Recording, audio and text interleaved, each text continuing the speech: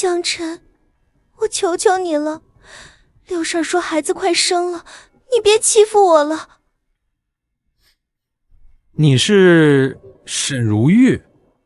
自己不是在陵园里悼念他吗？竟然出现在他的面前，我居然重生了。江晨抽了自己一巴掌，记忆闪过，他是个人渣，强占沈如玉，威胁他在一起，还折磨他。5年前大年夜，他难产死在炕上，他醉酒看到，吓得逃出村子。怎么，你还想要吗？想要，你就快点吧，别再用力折腾我了，我肚子里还有孩子。我不是这个意思。灯光下能看到他衣服下的青肿和血痕。江晨有酒气，刚对他动过手。是我对不起你，你放心，以后我不会再跟你动手了。我求求你，别打我了，家里真的1分钱都没有了。你放心，我以后不会再打你了。我再动你1根手指头，就把手剁下来给你。你放心，我以后不会再打你了。我再动你1根手指头，就把手剁下来给你。你别碰我！沈如玉抱着手，指头上有裂口。江晨以前喝完酒赌输钱，会折磨他，逼他拿钱，还骂他。江晨打自己，觉得自己是畜生。我不碰，你休息一下，我出去一趟，给你弄点吃的。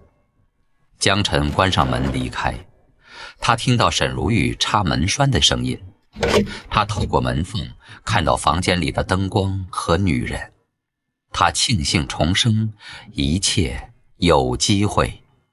天没亮，江晨走出房门，这里是桃李村，在小兴安岭山脉角落。年末，冰天雪地，墙上有红标语，落款1980年。他想让媳妇过好日子。李婶，我想……嘿！江晨想起粮食，他以前混账，手脚不干净，在村里被人讨厌。村里借不到粮食，他看向山林，人讨厌。村里借不到粮食，他看向山林。江晨离开村子后当过兵，会野外生存和打猎，后来成了老板。现在要让沈如玉安全生孩子。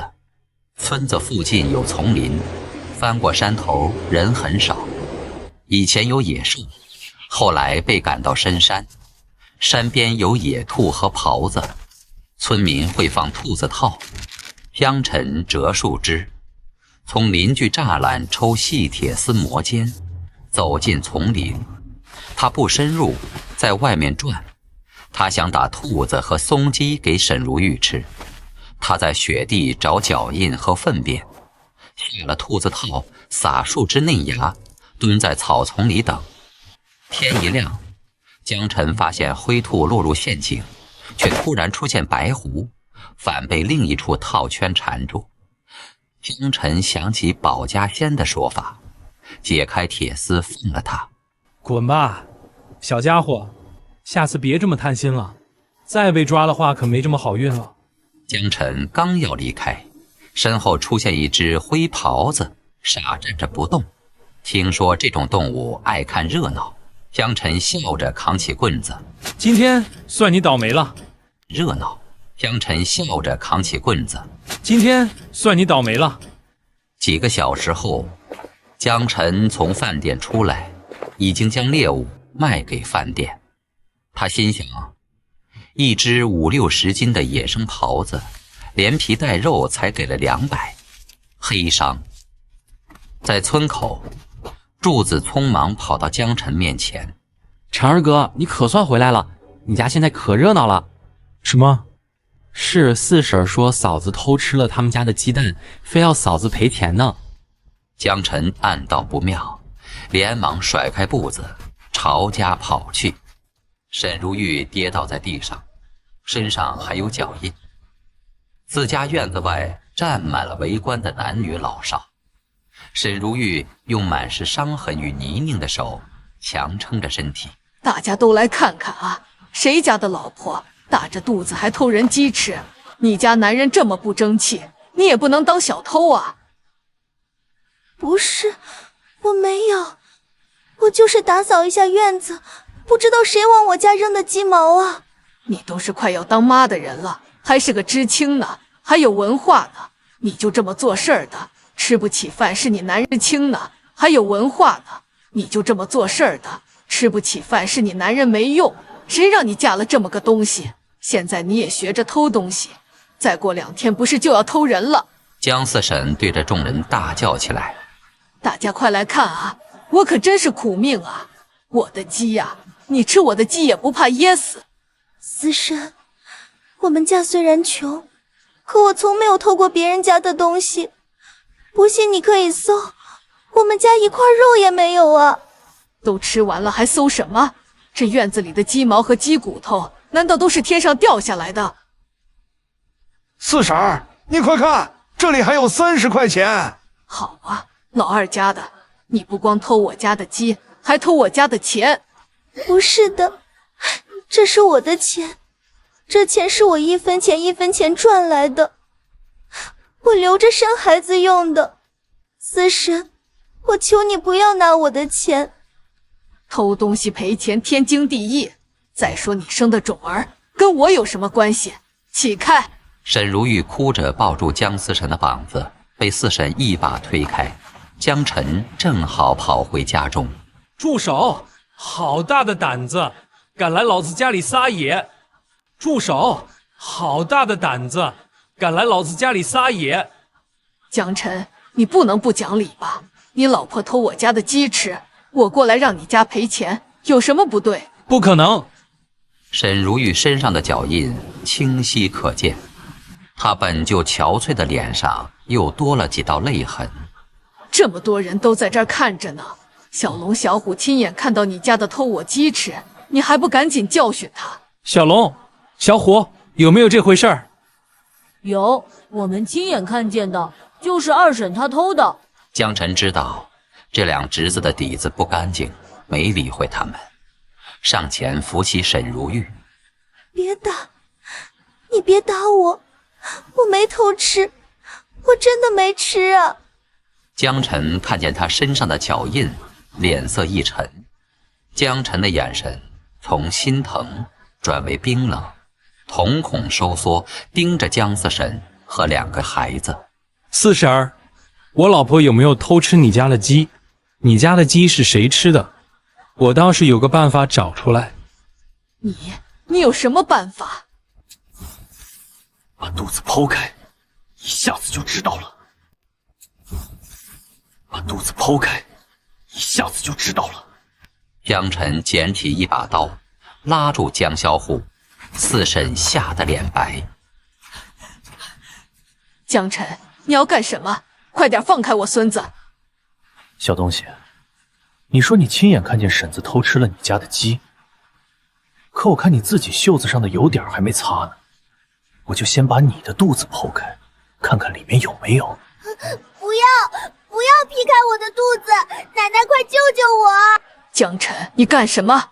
你剖开我孙子的肚子，你也得偿命。没关系，要真的没有，我给你家赔命。说，鸡是谁吃的？是小龙哥，是小龙哥跟我一起吃的，我们偷偷把鸡吃了，奶奶让我把鸡毛和骨头丢在二婶的院子里，我错了，我错了。江小虎全交代，周围人议论纷纷。江小虎全交代，周围人议论纷纷。江四婶拉回孙子，打算逃跑，被江晨拦住。就这么走了？你还想怎么样？去给我媳妇儿道歉！江四婶转身面对沈如玉。沈如玉，都是我们有眼无珠，我错了。江四婶对着沈如玉道歉完，便想走。让你们走了吗？江辰，你想要干什么？道歉都道了，你没完没了呀！哼，冤枉我媳妇儿的事儿，我就不说什么了。可我媳妇儿身上是谁的脚印？是谁干的？你到底想怎么样？你媳妇儿不是没事儿吗？幸好人没事儿，要是有事儿，就不是这么简单了。赶紧赔钱，100块。100块？你穷疯了？没错，老子就是穷疯了。光脚不怕穿鞋的，不给钱，信不信我让你明天看见2个好大孙在河上飘着？没错，老子就是穷疯了。光脚不怕穿鞋的，不给钱，信不信我让你明天看见2个好大孙在河上飘着？江辰，咱们可是一家人啊！小龙、小虎是你的亲侄子，少他妈的给我攀亲戚！刚才欺负我老婆的时候，怎么没想到一家人？姜四婶怕江辰真动手，凑了100块钱递了过去，带着孙子逃了。滚吧！以后少来我家！你没事吧？肚子有没有不舒服？你别碰我，钱都赖到手了，装什么好心？沈如玉看着江辰，过去他总对自己非打即骂，如今突然维护他，让他难以接受。他扶着肚子走进屋，留下江辰愣在原地。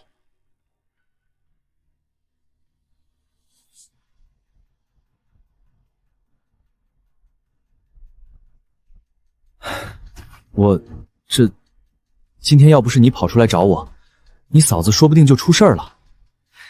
这是我刚从山上套来的，你拿回去给大伯吃。嘿嘿，谢谢陈二哥。哎，今天要不是你跑出来找我，你嫂子说不定就出事儿了。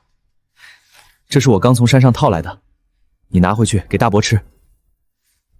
嘿嘿，谢谢陈二哥。哎。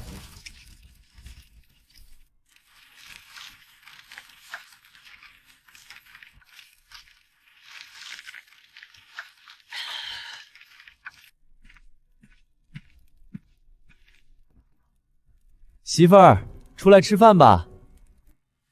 媳妇儿，我今天运气好，上山打了1只狍子和2只野兔，狍子去供销社找人换成了钱，给你买了1件衣服。这是给我的？当然了，不是给你的，还能给谁？这个都是我卖狍子赚的钱，都给你拿着。你一定要收好了。你给我钱干什么？你是我媳妇儿啊，以后咱们家的钱都给你管。不要，我不要。你不拿，我就把钱放在这里了，你记得收起来，可别被老鼠偷走了。你是我媳妇儿啊，以后咱们家的钱都给你管。不要，我不要。你不拿，我就把钱放在这里了，你记得收起来，可别被老鼠偷走了。先吃饭吧。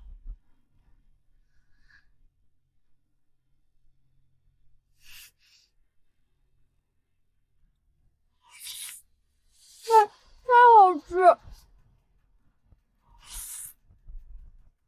你哪里来的钱买肉买衣服的？你是不是又去赌博了？怎么会？我不是跟你说了吗？我是去林子里打猎了。打猎吗？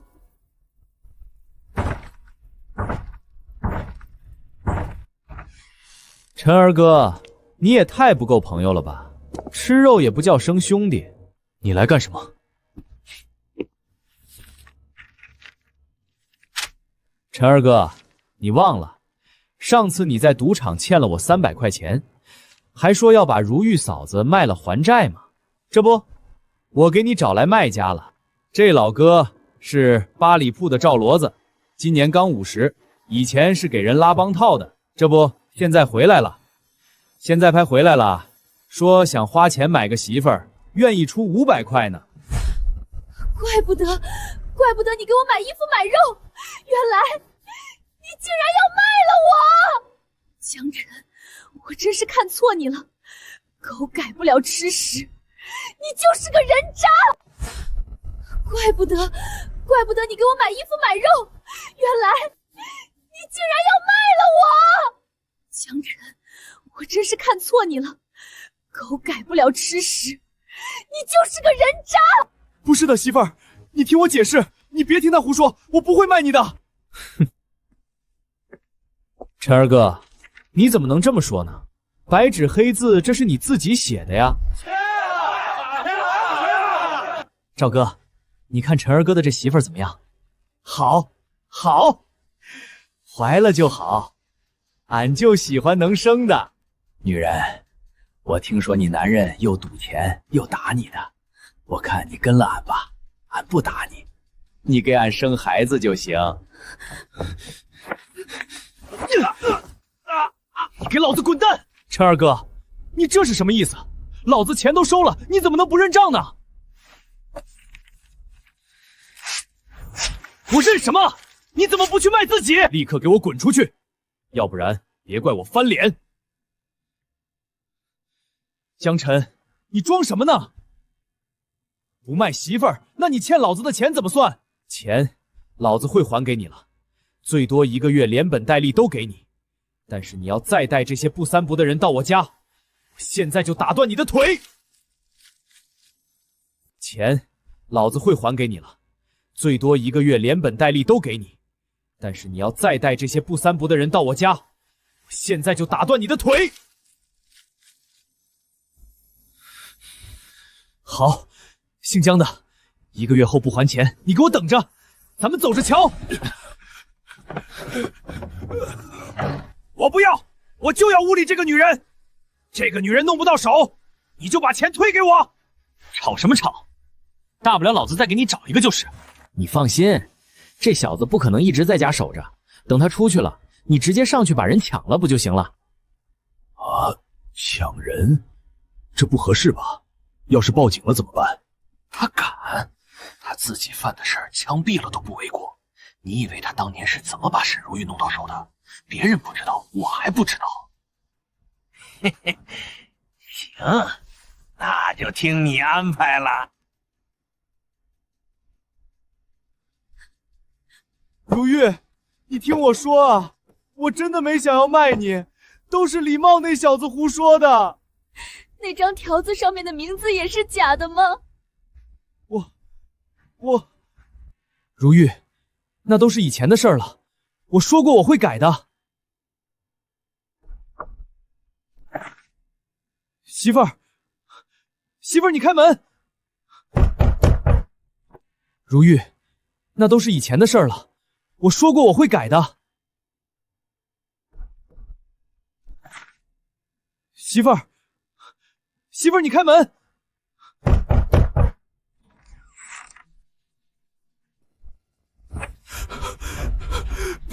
不会这样的。二柱子，柱子快备车，送医院。晨儿哥，俺家的牲口都在大队上呢，咱们要不先把刘老婆叫过来吧？不行，你嫂子情况不对，必须去医院。还没到山脚下，天就飘起大雪，他看不清路，因坡路滑，膝盖磕在地上。晨儿哥，没事，继续走。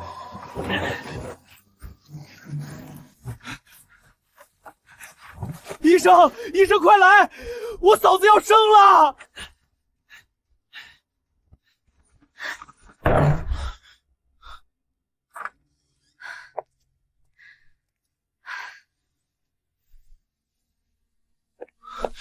医生，我媳妇儿怎么样了？还好，都没事儿。也就是你们送来的及时，要是再晚上半个小时就不好说了。还好，都没事儿。也就是你们送来的及时，要是再晚上半个小时就不好说了。谢天谢地，老天保佑！前世沈如玉死后，他逃村摔下山，伤了命根子，虽有100亿身家，却无子嗣。此次他不仅救回沈如玉，还保住了女儿。快跟我去医务室包扎一下。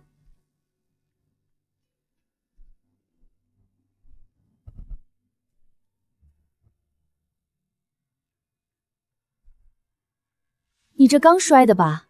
幸好骨头没事儿。你能在这大雪天拉着板车送媳妇儿来医院，不容易了。现在乡村里能像你这么关心媳妇儿的不多了。没有，这几天不要让伤口沾水。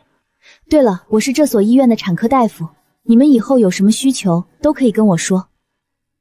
我叫柳芊芊，你怎么称呼？啊，我叫江晨，桃李村的。不好了，刚才收治的孕妇孩子好像有问题，您赶紧去看看啊！医生，你快来看看，我女儿怎么了？她怎么突然就没有呼吸？求求你们救救她，救救我女儿啊！你先别着急，让我看看。我先看看。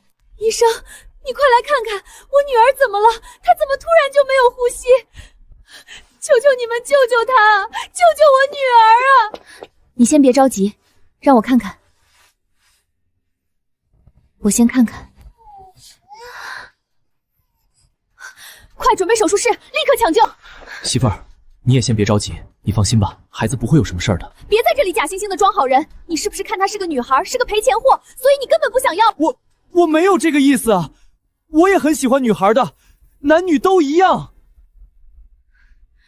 我告诉你，江晨，我们不拖累你，我已经想好了，我要带这个孩子跟你离婚。为什么要离婚？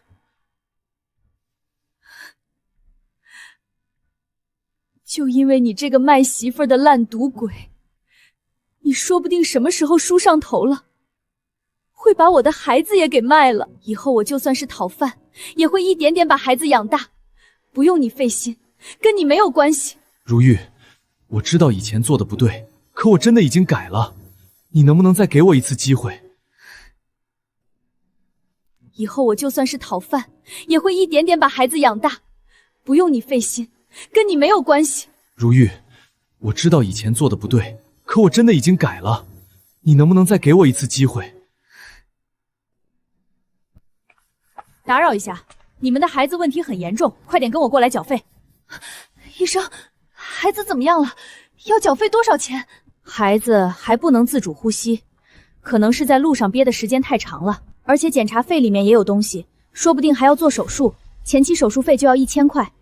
治，必须治，你们尽快治疗，这1000块我去想办法，你们等我1天，我马上去赚钱。晨儿哥，1000块你去哪里赚啊？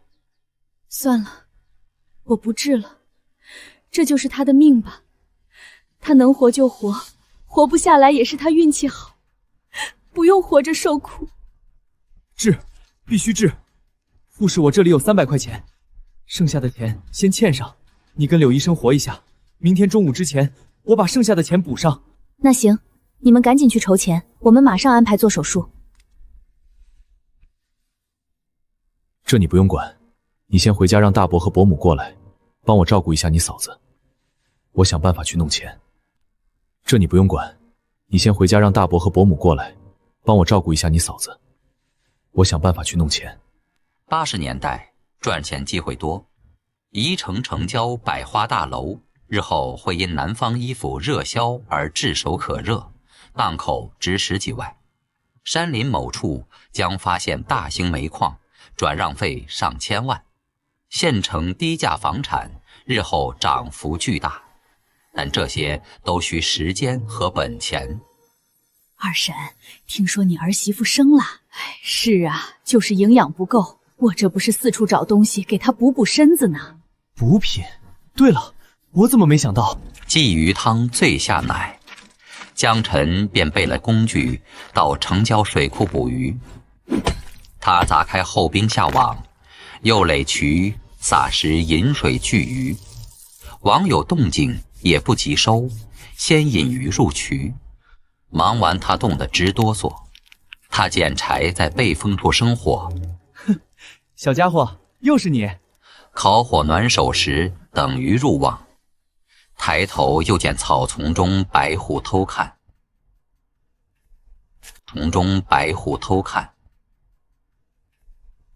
给我起！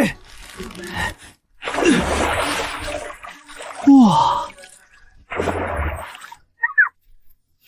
来，快当！小家伙，别捣乱啊！江晨赶了白虎几下，见他不走，便丢了几条鱼过去。白狐叼着鱼躲到山垄后，又蹲在雪地里看他捕鱼，如此来回捕了4、5次，随后收网拉车往回走。卖鲫鱼了，刚捕的活鱼，活蹦乱跳，最新鲜了，炖汤下菜是最好的，走过路过的不要错过。又是又，小伙子，你卖鱼啊？这鱼新鲜吗？大娘，你看我身上冻的这冰碴还不知道吗？这可都是我刚抓来的，能不新鲜吗？好鱼，真的是活蹦乱跳啊！小伙子，你这鱼多少钱一斤啊？鲜鲤1斤2块5，鲫鱼1斤3块。这么贵啊？大妈，这还贵啊？我可是天不亮就去水库捞鱼了，这么冷的天腿都冻肿了。要不是我媳妇儿也要补身子，我才不受这个罪呢。哎呀，真不容易啊！这大冷天谁有这个毅力？小伙子好样的！我要3条，给我1条大的。大家不要着急，一个个来，都有啊。我要3条，给我1条大的。大家不要着急，一个个来，都有啊。小伙子，明天你还来不来啊？大娘们放心，我一会儿就再去抓，明天一早还是这个地方，你们来买就行。那就好，那就好。护士你好，403床缴费。手术费1200。好，知道了。张医生，这是沈如玉的家属，孩子出生时候耽搁了，羊水进了肺里，差点就憋死了，是刚柳医生给做的手术。对了，这缴费单能不能给留一份存根？我一会儿要看病历。如玉，你得先想清楚啊，你一个人带着一个病恹恹的孩子，要是离了婚，以后还怎么生存下去啊？对啊，沈家媳妇儿，江晨这小子再不懂事儿，可毕竟也是个男人，在村里好歹能遮风挡雨。等他回来，我说说他。大伯母，我真的跟他过不下去了。你们不知道，他外面欠了赌债，还要把我都卖给别人了。大伯母，我真的跟他过不下去了。你们不知道，他外面欠了赌债，还要把我都卖给别人了。什么？还有这种事儿？这个混小子，下次见面我非打死他！去把那个混蛋叫回来！自己媳妇儿生孩子，他躲到什么地方去了？爹娘，你们先别生气啊，我觉得陈儿哥最近变了很多了。昨天他一个人拉着平板车，带着嫂子来医院的。孩子病危，他说出去筹钱了。筹钱？筹什么钱？不会是又筹到赌桌上了吧？真是造孽！老江家怎么出了这么一个畜生？大伯，混账东西，你还有脸回来？说，如玉刚才说你赌博都把媳妇儿卖了，到底有没有这回事儿？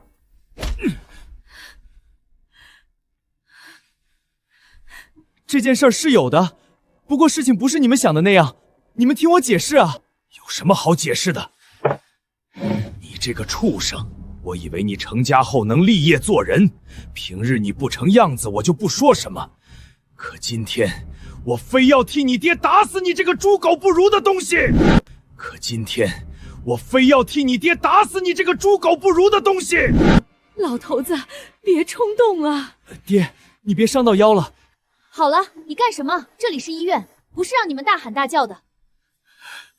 说，昨天你媳妇儿生孩子，你去干嘛了？大伯，我昨天去挣钱了，给如玉缴住院费了。你看，我还买了好多东西。不成器的东西！媳妇儿孩子在医院里抢救，你竟然还出去赌钱？没有啊，大伯，我真的没有赌钱。我昨晚去水库抓鱼了，你看我身上还湿着呢。抓鱼能挣些钱？别以为我不知道你什么东西，以为弄了一身水回来就能骗过我？我真的是抓鱼赚来的，而且真的很挣钱。不光是这些钱，如玉的住院费我也缴上了。江晨，你老实跟我说，你是不是偷人家钱了？大伯，你误会了，这真是我一晚上赚的。你放屁！一晚上赚1000多，你以为你是谁？要是有这赚钱的生意，还轮得到你做？真的，大伯，这真的是我一晚上捞鱼赚来的。你要不信的话，让二柱子跟我这几天一起去。真的，大伯，这真的是我一晚上捞鱼赚来的。你要不信的话，让二柱子跟我这几天一起去，咱们趁这段时间狠狠的捞几次，一定还能赚不少钱的。我昨天在水库里捞了好多鱼，一条鲫鱼能买15、16块呢。什么？15、16块一条？真的吗？江晨这孩子虽然混了点儿，但是也没必要骗咱们。如玉这次入院要花不少钱呢，坐月子可是大事儿，咱们带的钱都不多。要不让二柱子跟他哥去水库里抓鱼试试，要是能挣钱的话，那就好了。行，那就让二柱子跟着去，看看到底是不是说谎。不过，不管能不能卖到钱，赚的钱都要交给媳妇儿保管。以后再让我听说你卖媳妇儿或者是打媳妇儿，我可饶不了你。你放心，大伯，我一定改。媳妇儿，你放心，我一定改。这是今天我赚的钱，除了缴费和买的东西，剩下的都给你。你放心，以后我一定会好好的照顾你跟孩子的。我以后都不想再看见你，拿上你的脏钱，给我滚出去！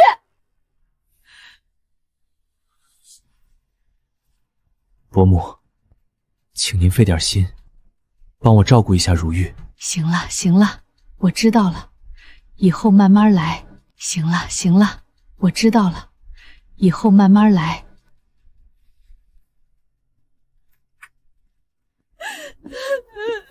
晨儿哥，别伤心了，你前几天那么混蛋，嫂子生气也是应该的。俺爹说女人生气了就好好哄哄，大老爷们哄自家媳妇儿不丢人。大伯说的对，大老爷们儿哄自己媳妇儿都不丢人，这也是我罪为有应得。没事儿，以后慢慢来，我先带你去挣钱。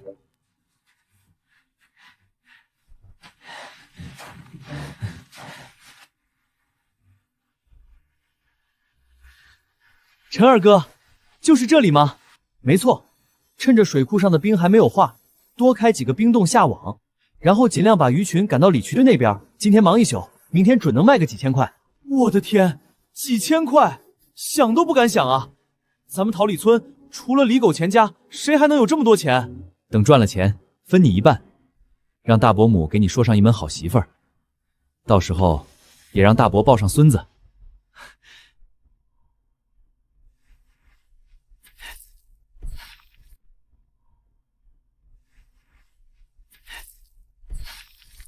赶紧穿回去，一会儿冻感冒了可就完了。陈二哥，这有啥？脱了衣服干活才痛快。我以前还躺在冰块上睡觉呢，感冒可是会引发肺炎的，那可就要命了。嘿嘿，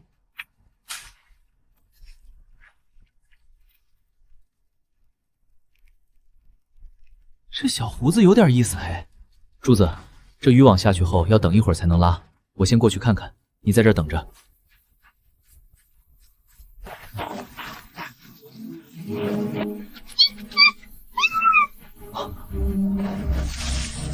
老天爷，这是大祸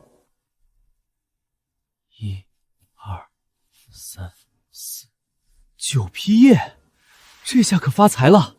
这下可发财了！这可是个大宝贝。成交！小家伙，你可真厉害！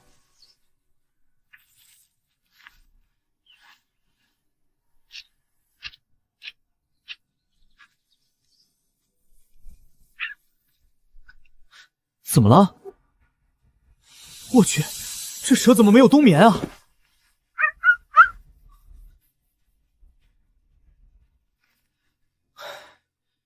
怪不得找我过来，原来是家里出事儿了。我去，这蛇怎么没有冬眠啊？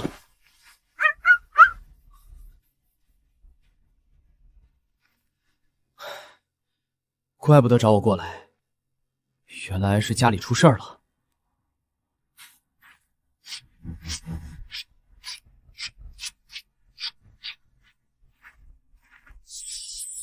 不好意思，这东西我要了。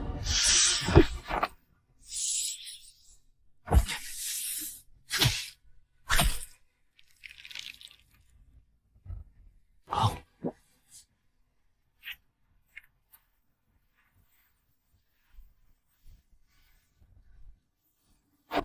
慢一点，慢一点，简直完美！这株百年老参如果拍卖的话，怕是要卖到几十万了。再等几十年，卖到上千万也不是不行。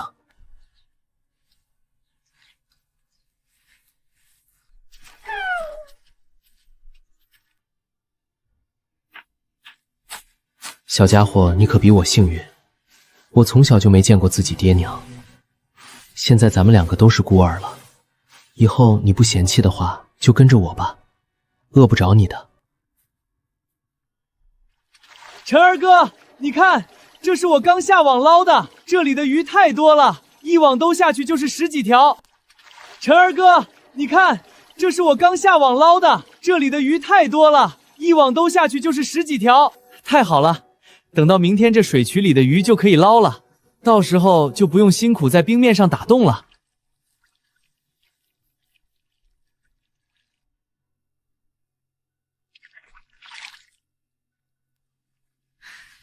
小家伙有点本事啊！以后我不在，你饿了就来水区这里吃鱼。不过记住，你只能吃小鱼，大鱼我还要留着卖钱呢。我去，晨儿哥，你什么时候养了一只小狐狸啊？这么有灵性，不会是胡三太奶的后代吧？是啊，胡三太奶的孙女，过2天变成人了，给你做媳妇儿。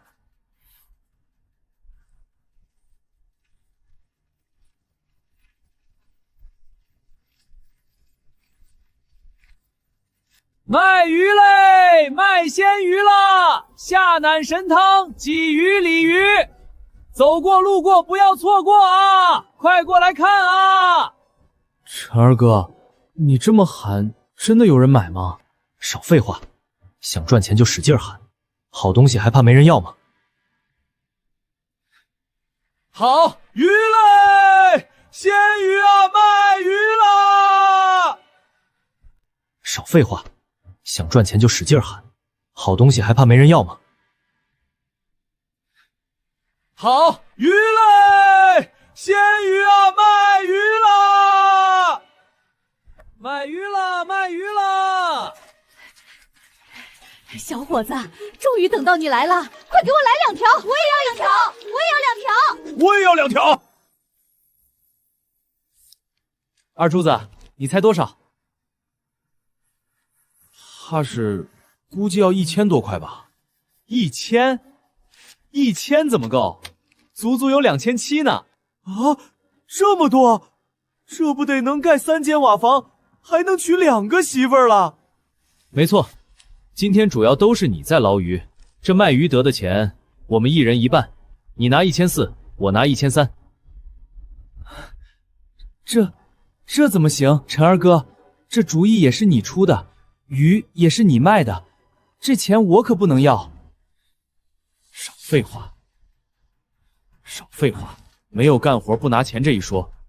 大伯还想给你娶媳妇呢，赶紧把钱拿上。那要不你跟我娘说吧。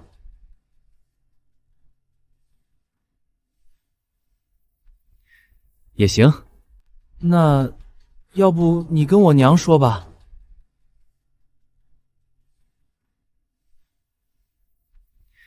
也行。可怜的孩子，唉。403家属，孩子要做检查了。如玉啊，不是大娘说，现在可不能逞强。这孩子要想保住，以后花钱的地方还多呢。你一个女人怎么能挣这么多钱？唉，江晨以前是不懂事儿，可这几天他不是也开始改了吗？男人都是这样，你大伯以前也不是个东西，可等有了孩子就收心了。大伯母，您别说了，他现在看着改了，可谁知道能维持几天？说不定过2天就又开始赌了。江山易改，本性难移，我肯定是跟他过不下去的。唉，难道你就让孩子没有爹？大伯母也是女人，知道一个女人拉扯孩子有多不容易。你可别做傻事儿。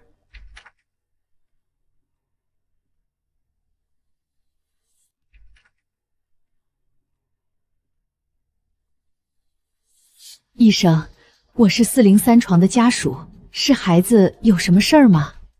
真的是你？医生，你认识我？怎么，你不认识我了？我是张有福啊，当初咱们读一个班的。张有福？啊，是你啊！哦，我想起来了，你是坐在班级最后的小福子，那个偷偷改成绩被陈老师骂着哭回家的张有福。沈班花，你怎么能老揭人伤疤呢？张同学，对不起啊。对了，张同学，你怎么会在这里呢？我毕业之后继续读了中专，前几年恢复高考的时候就考上了医学院，毕业后分配到咱们县医院实习。对了，沈如玉，你怎么没有参加高考啊？沈如玉神情黯淡，3年前恢复高考时，她本想考，却遭江晨打骂烧书，折磨让她放弃读书。见曾不如自己的张有福成了医生，而自己是农村妇女，她难掩心中落差。放心吧，沈校花看在老同学的面子上，在这里你就好好休息吧。放心吧，沈校花看在老同学的面子上，在这里你就好好休息吧。其实也没事儿，不参加高考也行。你这不是结婚生子了？我就不一样了，到现在还是单身。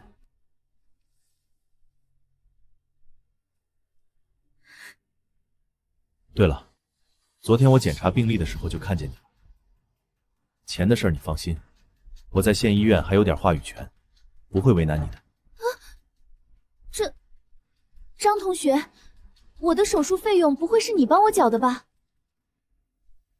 啊，我本来还想瞒着你的，咱们可是老同学，而且以前你也没少帮我。是啊，我就知道，他怎么可能会一下子赚那么多钱？一定是有人帮我才对。有福同学，真是谢谢你，我真不知道该怎么报答你。谈什么报答？同学之间不是就应该互相帮助的吗？我听说你想要跟你那个家暴的丈夫离婚，以后有什么需要我帮忙的，一定记得跟我说。我听说你想要跟你那个家暴的丈夫离婚，以后有什么需要我帮忙的，一定记得跟我说。好吧。哟，这是谁要关心我媳妇儿啊？你是谁？这是我同学张有福，现在在县医院工作。江晨，你说你出去赚钱交了孩子的手术费，到底是怎么回事？媳妇儿，这都是我应该做的。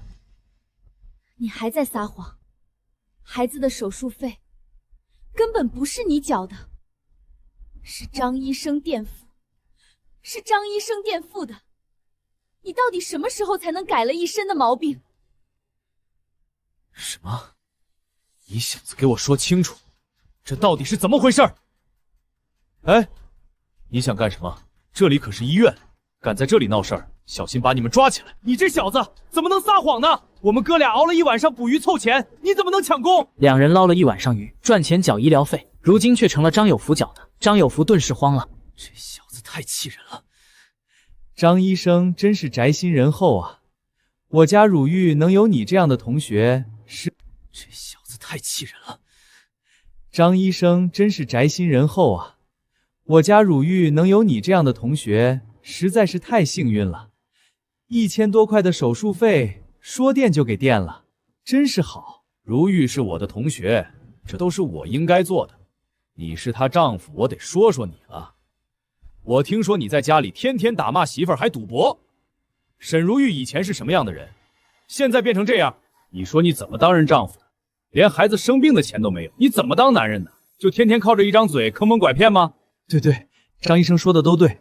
您看，既然咱们都是自己人，不如张医生好人做到底怎么样？你说什么意思？您看，这孩子手术的大头您都出了，要不孩子每天检查费您也顺手掏了吧，也不贵，每天就50。我去，柳医生说，最起码要检查1个星期，一共就是450。还有如玉的营养，您不是要照顾一下吗？都是同学，咱们直接就500吧，好不好？500块。张有福脸涨得通红，他只是实习生，每月家里仅给10几块饭钱，实习还得给医院交费，根本拿不出500块。500块。张有福脸涨得通红，他只是实习生，每月家里仅给10几块饭钱，实习还得给医院交费，根本拿不出500块。江晨，你说什么呢？张医生已经帮了我们这么多，你怎么还有脸给他要钱？媳妇儿，我这是关心你啊。你看，你跟孩子在医院吃喝拉撒都需要钱，我又赚不来钱。正好张医生既然能帮咱们垫1000多块的治疗费，那肯定是不差钱的人，1000块都出了，这区区500块什么？咱们以后要记着张医生的恩情，挣钱了加倍还人家。你们简直……怎么回事？病房外，柳芊芊和护士走了进来。柳医生，您来了。我们正在感谢张医生呢，不仅帮我们垫付了1000多块的手术费，还想要再给我们500块钱。柳医生，我得表扬张医生的善良啊。不过就是几年前的同学情，就帮我们这么大忙。什么？他替你们垫付了手术费？怎么可能呢？怎么不可能？人家手里还有缴费单呢，就是张医生垫付的呀，这还有假？到底怎么回事？给我说清楚！主任，您听我说，这都是误会啊！到底怎么回事？给我说清楚！主任，您听我说，这都是误会啊！误会？这怎么可能是误会呢？医药费不是您垫付了吗？您说什么？我没听清楚啊。我说，医药费不是我付的，你满意吧？张有福是我们医院的实习生，他1个月的工资减去实习费，一共也剩不下几块钱，怎么可能帮你们付钱了呢？不要被人骗了。不是他，那会谁？想知道是谁，把医院的收费员找过来问问不就行了？柳芊芊安排身后的护士把收费员叫了过来。403病床的费用是谁缴费的？是403病人的家属缴费的。收费员指着江晨开口：我记得是这位先生来窗口缴费的。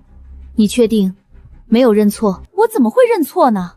这段时间就403病床的费用最高，那为什么张有福医生会这张缴费单呢？是张医生说要403患者病历归档，才让我重新开了一张缴费单。原来是这样，那你的意思就是说，张有福医生并没有给403患者垫付医药费？什么？垫付？这怎么可能？从始至终一直都是家属缴费的呀。什么？垫付？这怎么可能？从始至终一直都是家属缴费的呀。张医生拿着一张病历里的缴费单骗人，知道是什么后果吗？刘主任，我不是这个意思，我可从来没有说过替他们垫付医药费的事儿，一切都是他们自己臆想的。我只是说不用担心。张医生，你怎么能这么说呢？你做医生的，难道跟我一样，就靠着一张嘴坑蒙拐骗吗？张有福被江晨反击，顿时涨红了脸。你怎么？够了！张有福以后妇产科的病房不需要你了，滚出去！张有福羞愧低头离开。江晨，这1000多块钱真的是你凑的？江晨拿出钱铺满了整张床。沈如玉见此回过神，才知治疗费确实是江晨缴的。真的这么赚钱啊？我的天啊，这是多少钱啊？你给我干什么？我不要！沈如玉吓得缩了缩身子，怕江晨会动手打她。媳妇儿，我知道我以前对不起你，不过你放心，我现在发誓一定会改的。你放心，我还会继续挣钱的。我们趁这几天再捞多些鱼，等卖了钱，回家把房子修一下。你放心，我还会继续挣钱的。我们趁这几天再捞多些鱼，等卖了钱，回家把房子修一下。修房子？沈家瓦房破旧，江晨总招惹混混，怕有人扒门缝偷看他。晨儿哥有本事儿，长大了，你挣这么多钱自己留着就好，给我们这么多干嘛？大伯母，这钱您就拿着。大伯母，这段时间还请你帮我照顾一下我媳妇儿，我跟二柱子再去挣点钱来。好，应该的，这里你们就放心吧，如玉和孩子都不会有事儿的。那我们先走了。如玉，你先等一会儿，我有一点事儿，先出去一下。沈小姐，本来说我只是个外人，不应该对您的家世有什么评价，但是我看得出，您的丈夫对您真的很关心。要知道，你的胎位并不好，如果是在村里生的话，绝对是凶多吉少。前天晚上，您的丈夫拖着平板车，大雪天走夜路30多里地把你送过来。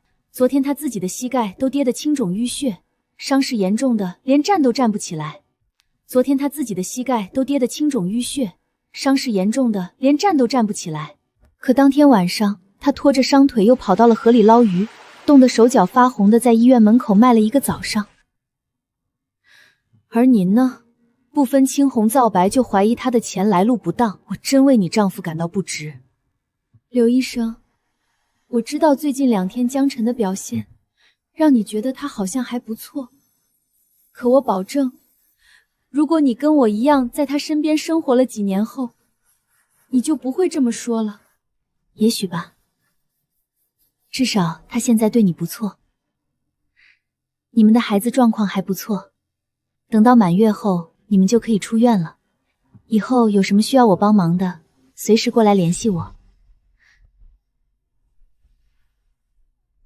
柳芊芊离开后，沈如玉屈身将头埋在膝盖里，不知在想什么。第二天一早，江晨照例和二珠子去捞鱼，这次不用再进刺骨河水。初春已至，连晴几日，水库冰层融化不少，中心已有野鸭子游水，水温回暖，此时上冰易出危险。柱子，今天不上冰了，我们去水渠里捞鱼就行。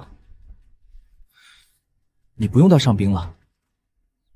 哥，水渠里的鱼不多呀，你不用到上冰了。哥，水渠里的鱼不多呀。笨蛋，咱们这几天已经卖了上千斤的鱼了，县医院的妇产科差不多都已经饱和了，接下来等水产市场一开门，捞鱼的生意就不能做了，到时候做一些别的生意。别的生意？二珠子脑子简单，觉得捞鱼能赚钱，且水库无人管，便想一直干下去。江晨却考虑更多，认为捞鱼是辛苦钱，如今靠的是时间差。等水产市场开门，便没高利润了，只能另寻出路。没错，我们靠山吃山，靠水吃水。两人到水渠口，经1天1夜，水渠已有不少鱼。江晨用渔网捞了约几10条大鱼。到了医院门口，二人开始招呼。今天人数比之前少了许多。医院2楼的张有福低头看着大院里江晨，眼中闪过阴鸷。大娘，您要这条鱼3斤2两，我算您3斤。大娘，您要这条鱼3斤2两，我算您3斤。妈的，谁让你们在这儿卖鱼的？你们想干什么？你们想干什么？干什么？妈的，这是老子的地盘，谁让你们来这里卖鱼的？二珠子拿起车旁边的棍子，江晨伸手拦住了他。慢着，把棍子放下。晨儿哥，这帮家伙一看就是过来闹事儿的啊！我说，把棍子放下。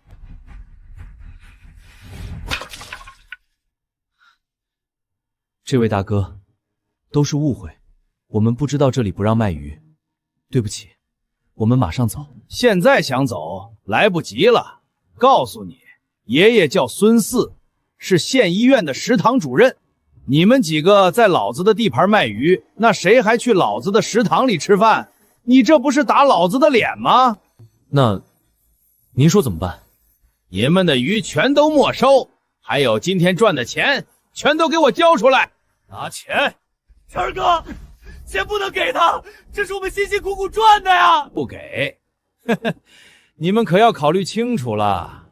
据我所知，这些鱼都没有经过卫生检疫吧？能不能吃死人呢？这些鱼都没有经过卫生检疫吧？能不能吃死人呢？还有，你老婆孩子还在县医院吧？跑得了和尚，你跑得了庙吗？我不怕告诉你，县医院的张副院长可是我亲舅舅。你要是想让老婆安安全全的住院，最好想清楚我说的话。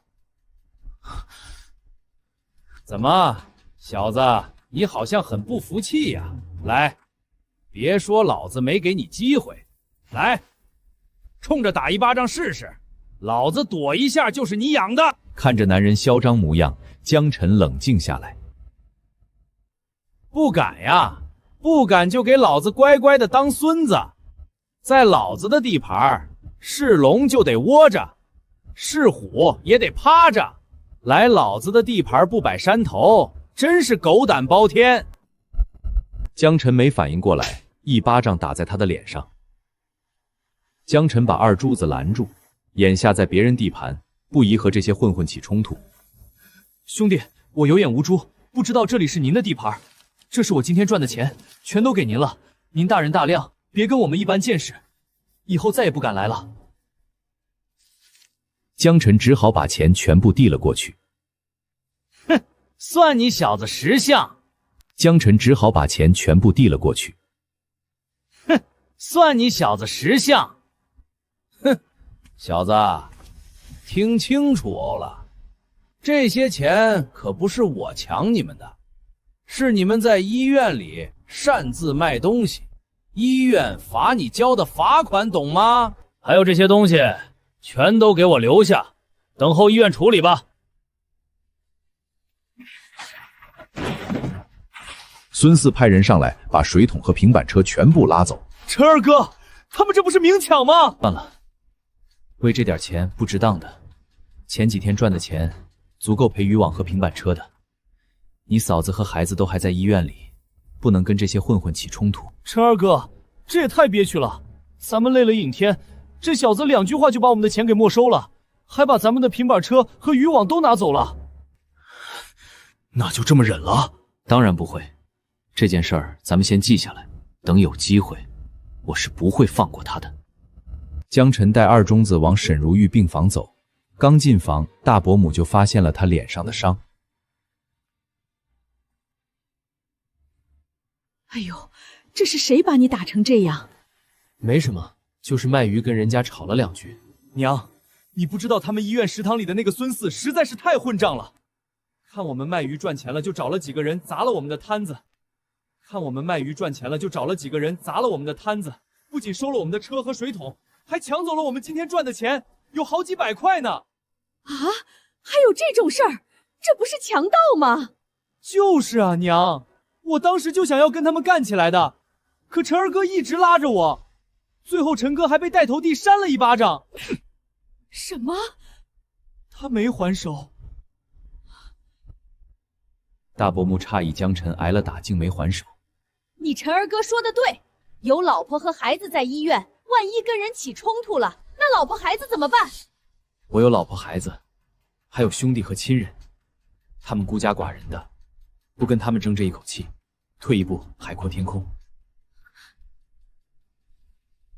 沈如玉惊讶地看着江晨，真没料到江晨变得如此彻底。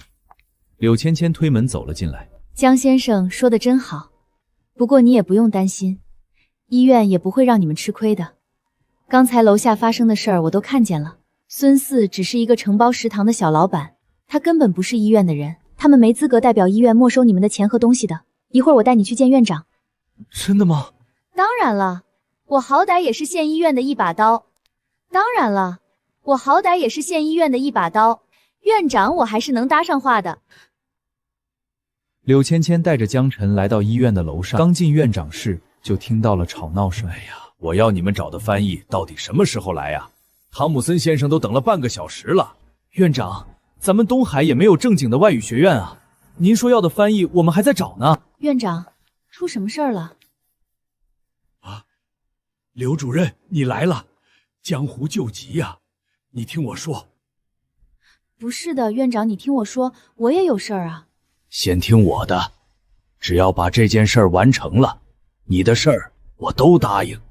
咱们医院最近要评3甲了，未来要成为东海第1中心医院，可设备上还差点儿。最近我们好不容易才认识到了来自国外的国际医疗设备总监，正准备要购入一批设备。可现在问题是，人家总监已经到了，可我们宜城没有翻译人员啊，双方沟通不了。我记得你不是从国外留学的吗？能不能帮我们翻译一下？我是在国外留学，但我留学的是英语啊。你们说的国际医疗设备集团是德语吧？啊，这可怎么办啊？这2种外语有什么区别吗？区别大了，这完全就是2回事儿啊！唉，死马当活马医吧。区别大了，这完全就是2回事儿啊！唉，死马当活马医吧。希望这位总监能用英语沟通，这样的话，我们也还有希望。陈院长，你们医院是这么回事儿？为什么请我们来了，却把我们放在会议室里几个小时？你们在搞什么？东西到底还买不买？我们还很忙呢。在场所有人都听不懂外国人的话。Excuse me？ 2人语言不通，沟通不了。汤姆孙先生便扭头要离开。别走，汤姆孙先生，别走啊！陈院长上前阻拦，门口传来流利的德语。Bitte bleiben Sie stehen. Herr Thommensen, können wir ein paar Worte wechseln? 汤姆森停住了脚步，转过头看见江晨。Sie können Deutsch sprechen? 十分抱歉，医院聘请的翻译来迟了，并不是刻意的冷落您，希望您不要怪罪。没想到在这个小城市中，竟然还有德语说得这么流畅的人。Danke für die Blume. Ich hoffe, wir können diese Zuarbeitung fortsetzen. Schließlich ist die Chance selten. 刘主任，他们在说什么？我也不懂啊。啊！80年代国内外贸卫星，德语是小众语言，连英语都一知半解的人，自然不可能懂德语。80年代国内外贸卫星，德语是小众语言，连英语都一知半解的人，自然不可能懂德语。刘医生，汤姆森先生说，咱们医院的设备他可以卖给我们，不过要价270万。270万！毕竟这次购入设备是有上面支持的，外省的同等设备要价350万，他们以为能谈到300万都可以了。可以，小兄弟，270万可以啊！院长，如果我能谈到250万以下，您能不能答应我一个条件？250万以下，你真有把握？250万以下，那岂不是比外省便宜了100万？小兄弟，只要你能把价格压到250万以下，我什么条件都答应你。陈院长直接抓住江晨的手臂。好，江晨点头，继续跟汤姆森交谈起来。汤姆森先生，270万的价格太高了，如果能有230万的话，这笔生意是可以谈成的。Wir haben nicht so viel Geld. Herr Jiang, dieser Preis ist für mich nicht akzeptabel. 2.700.000 Yuan ist bereit ein großer Rabatt. In anderen Provinzen haben wir immer über 3 Millionen Yuan verhandelt. Herr Thomsen, wenn es letztes Jahr gewesen wäre, wären 3,7 Millionen auch nicht teuer. Soweit ich weiß, hat die Firma Horing2 Brinkfett in weitenhalben Jahr dieses Jahres ein iteranes Produkt würde. Der Jonas der Guesase de Hibait, dabei Jinjun du Löger. Herr Thomsen, wenn es letztes Jahr gewesen wäre, wären 3,7 Millionen auch nicht teuer. Soweit ich weiß, hat die Firma Horing2 Brinkfett in weitenhalben Jahr dieses Jahres ein iteranes Produkt würde. Der Jonas der Guesase de Hibait, dabei Jinjun du Löger. Wie könnten Sie das wissen? Meine Nachricht ist absolut korrekt. Wenn Ihre Theme in den nächsten 3 Jahren kein Produkt aktualisiert, wird der Markt verloren gehen. Dann wird es nicht nur 2,3 Millionen sein, sondern vielleicht auch nicht immer 1 Million, die jemand kaufen möchte. 江晨曾做外贸起家，对行业很了解。他觉得汤姆孙手中的顶尖设备虽好，但时代发展趋势已变。江先生，您敏锐的嗅觉是我不可及的。设备230万卖给您，我的仓库里还有一批消耗品，原价40-50万，折半20万给您，如何2.054.000 Yuan. Nun gut, 2.054.000 Yuan. Da habe ich aber einen Verlust. Dieser Preis wird außer für Herrn Jiang niemand mehr bekommen. Danke, Herr Thompson. 江晨笑了笑，觉得他说的不错。在国内，大夏未加入国际外贸市场前，足够用10几年，245万，不亏。怎么样，谈成了吗？谈成了，245万。怎么样，谈成了吗？谈成了，245万，其中230万基础设备，再加40万的原装消耗品，降价15万卖给我们。真的？众人不知江晨有何本事，短短几分钟就为县医院省了几百万。当然真的，马上签合同，设备就在海关，随时可以去拉回来。哇，你简直太厉害了！得知江晨顺利拿下采购合同，柳芊芊直接扑进他怀里抱住他。柳芊芊抱了江晨一下，怕别人误会，便立刻松开他，站到一边。江晨还没回过神，陈院长就激动地走过来，也伸手拥抱了他。你可是我们医院的大功臣。院长，您客气了，我只是尽我所能罢了。你的一个尽我所能，就帮我们医院省了200多万呐，真是年少有为，年少有为啊！对了，你刚才说找我什么事儿，你尽管说，只要我能做到，绝对没问题。院长，是这样的。院长，是这样的。江晨说了摊子被孙四掀了的事儿。院长，我们真的不知道在医院卖鱼犯法。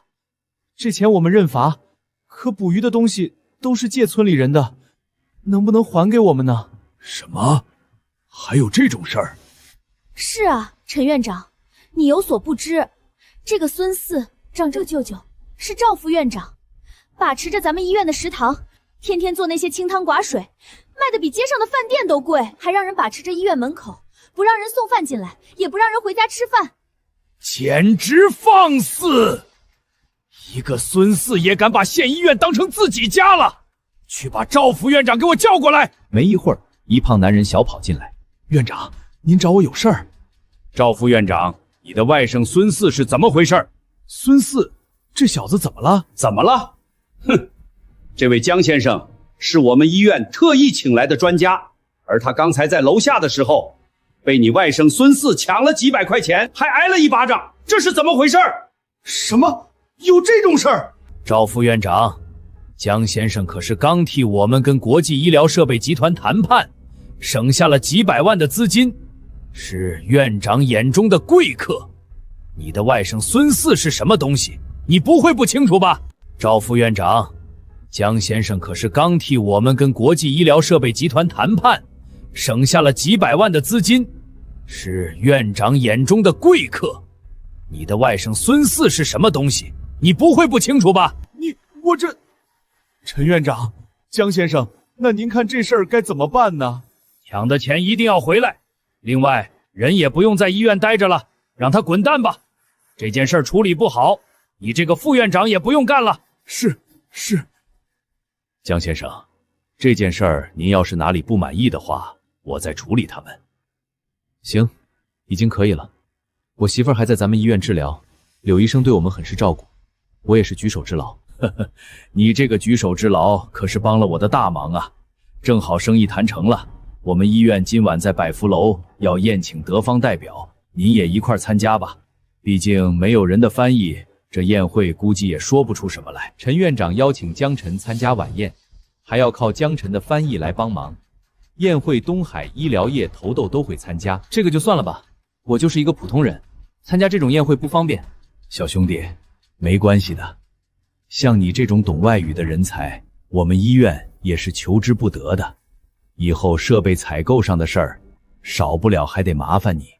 小兄弟，没关系的，像你这种懂外语的人才，我们医院也是求之不得的。以后设备采购上的事儿，少不了还得麻烦你。陈院长说笑了，其实我懂得也不多，只是会日常的几句而已。要是真的让我上的话，怕是就要露馅了。处理完孙四的事情后，江晨和柳芊芊回到病房中。你是怎么懂德语的呀？我们村以前的教书先生，听说年轻的时候曾经留过学，我的德语也是他教的。两人刚到门口，便听见二柱子的叫骂声：“妈的！你们来这里干什么？抢了钱还不够，还想欺负人吗？”“不是的，大哥，我们真的是来道歉的。”江晨推门而入，见孙四跪在地上。“大哥，是我有眼无珠，是我不识好歹，您别跟我一般见识。大哥，您怎么不说您是陈院长的人？我要是知道了，给我10个胆子也不掀您的摊子啊！”“哼，现在知道抢错人了。”“钱呢？还不赶紧交出来！”“在这儿，在这儿。”“来。”孙四掏出装满钱的信封递给江晨：“您的东西我都给您归置好了，就放在楼下，我还让人擦洗干净了。您看，嫩不过能高抬贵手，放我一马。”“孙老大这是什么意思？这钱不是医院罚的吗？怎么还给我送回来了？”“您的东西我都给您归置好了，就放在楼下，我还让人擦洗干净了。您看，嫩不过能高抬贵手，放我一马。”“孙老大这是什么意思？这钱不是医院罚的吗？怎么还给我送回来了？”“爷爷，我真的知道错了，陈院长已经警告我了，要报警把我送进去了。您大人有大量，只要不报警，我马上滚得远远的，再也不敢出现在您的面前。”孙四说的声泪俱下，要是把他交去局子，他这辈子就完了。行，这钱我可以收下，跟我说清楚，谁指使你干的？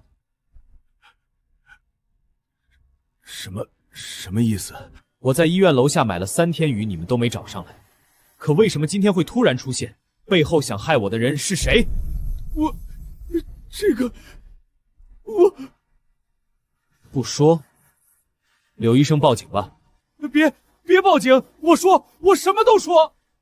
就是张有福那孙子跟我说的，他说你得罪他了，说你这几天卖鱼赚了不少钱，让我掀了你的摊子，抢你的钱。张有福？怎么可能？他为什么要这么做？就是这小子说动。张有福？怎么可能？他为什么要这么做？就是这小子说动。但我真的不知道您是陈院长的朋友，这才着了道啊。算了，钱我收了，这件事就算了。江晨接过信封，挥了挥手，孙四赶紧离开。谢谢江先生。陈二哥，没想到竟然是这个家伙，真是小人。我晚上找2个人，扣上麻袋教训他一顿，怎么样？不用，恶人自有天收，不用你多管。江晨来到芊芊身边，低声密谋：“你小子可真有损的，不过我喜欢。这次我帮你，有什么好处？”“就算我欠柳医生一个人情，滴水之恩，涌泉相报。”“好，这是你说的，说不定过几天我还真有事找你帮忙，你可不能推辞。”“一定。”柳芊芊检查了一下沈如玉和孩子，孩子恢复的不错，再住几天观察一下，没什么事儿的话就可以出院了。谢谢柳医生。江晨笑了笑，把信封递给沈如玉：“这是今天早上赚的钱，你拿着吧。”“你不用全都给我，这是你辛苦赚来的。”“我给你的钱你就拿着花，外面我会自己想办法的。”沈如玉拿着钱有些不知所措。“我给你的钱你就拿着花，外面我会自己想办法的。”沈如玉拿着钱有些不知所措。“给你就拿着吧，男人给自己媳妇儿钱，这是天经地义的。你给他生了这么好的孩子，给你什么都不算多。”“对了，江晨，孩子起什么名字想好了吗？过几天该上户口了。”“叫雨系怎么样？”“江雨系。”“雨系？这是什么意思啊？”“滕王阁序，云霄雨霁，彩彻区明。落霞与孤鹜齐飞，秋水共长天一色。云消雨霁就是雨过天晴的意思，阴雨已过，以后就是好日子了。云消雨霁，彩彻区明。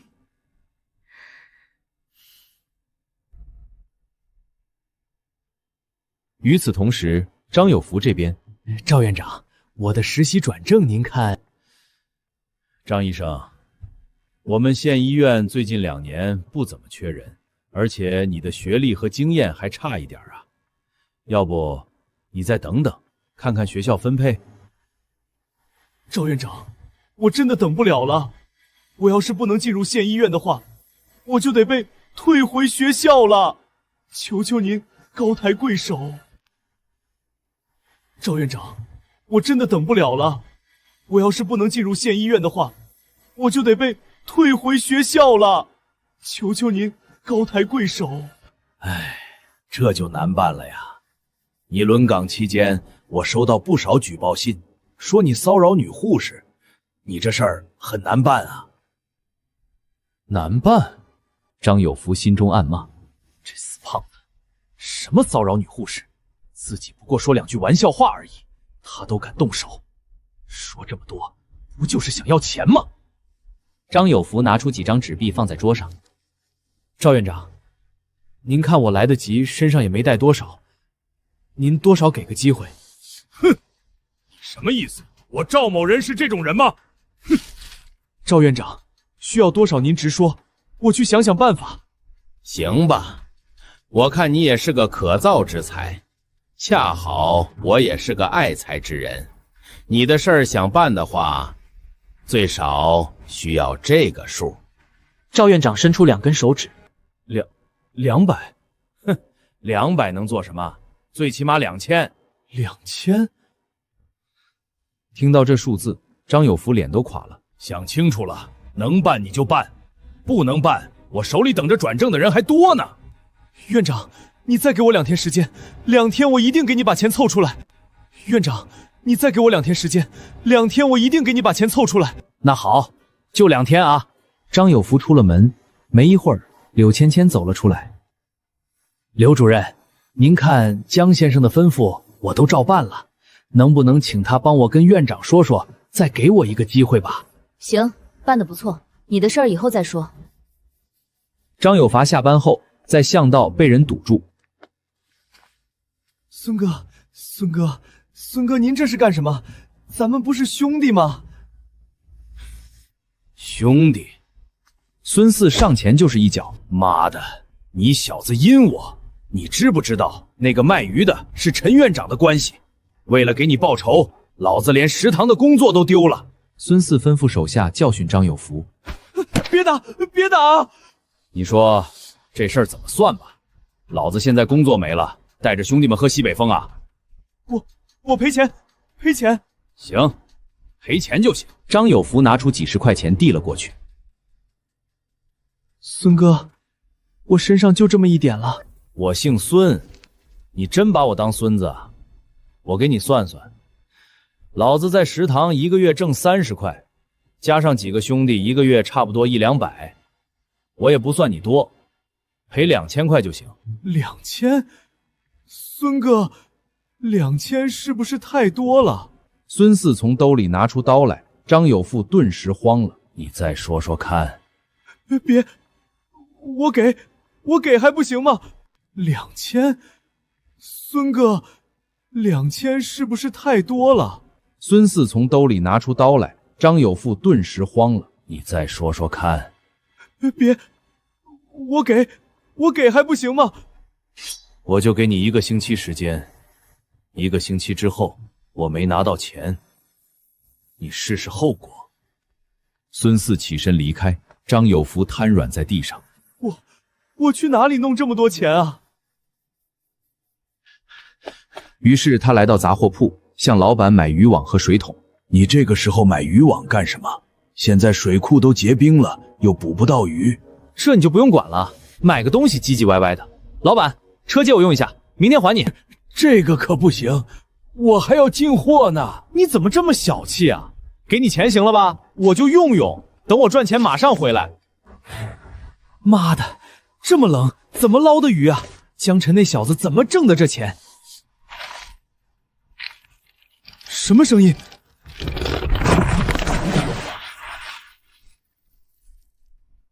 媳妇儿，能再给我一次机会吗？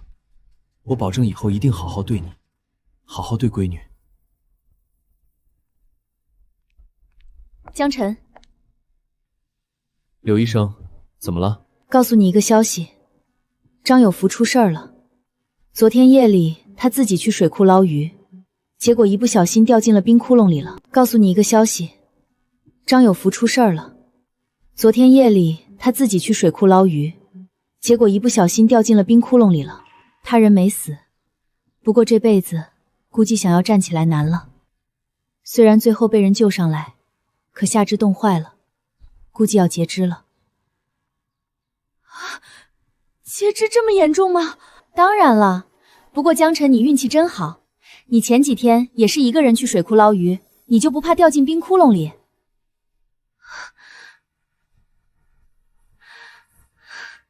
没关系，我运气好。你呀，以后小心点儿，你运气以后不会一直这么好的。这是你上次帮医院谈下来那批采购医疗设备的生意，陈院长特意给你准备的奖金。奖金？多少钱？不多，2万。2万？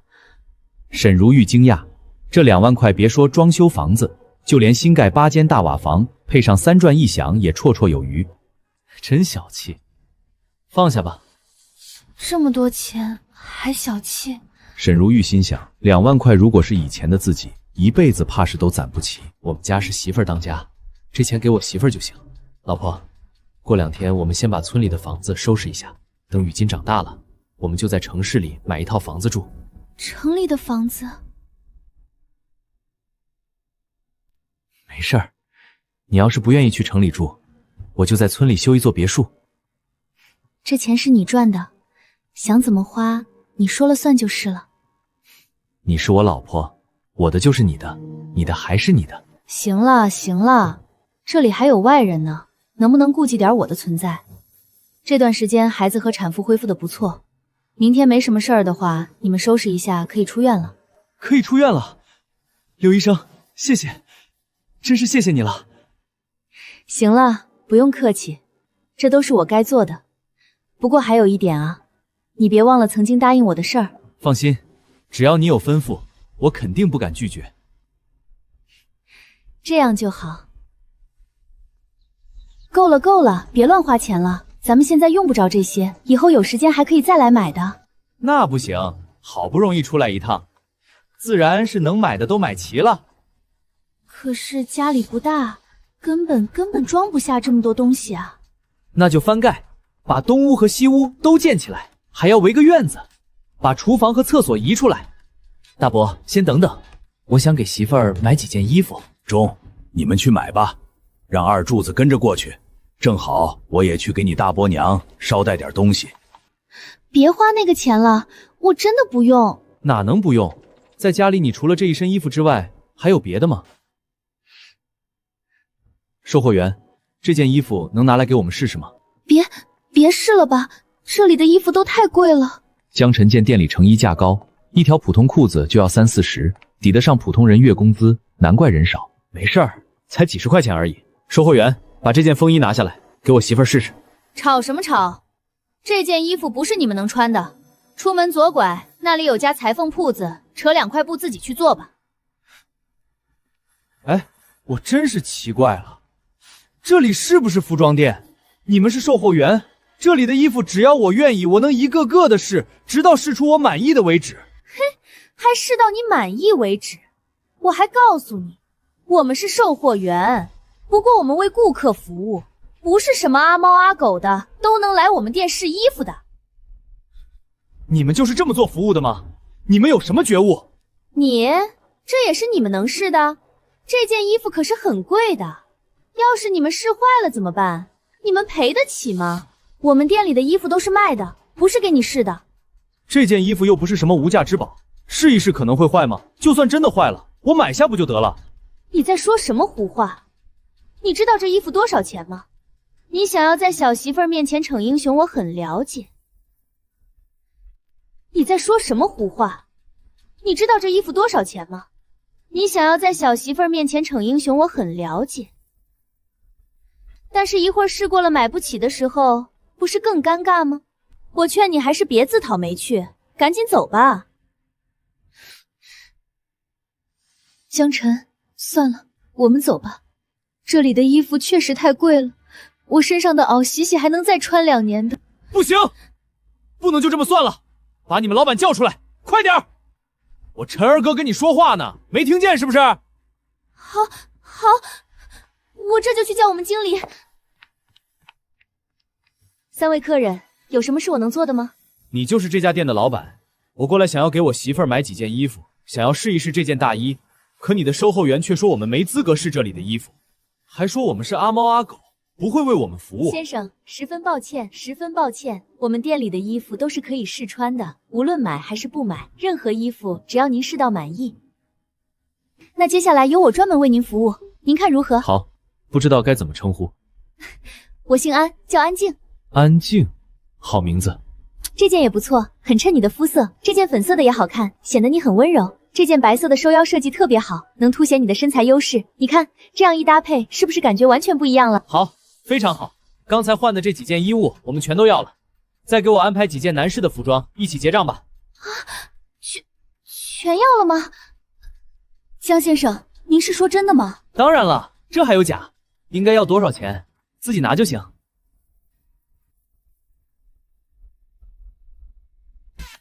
天啊，这还是我的陈儿哥和嫂子吗？看什么呢？眼睛都瞪出来了。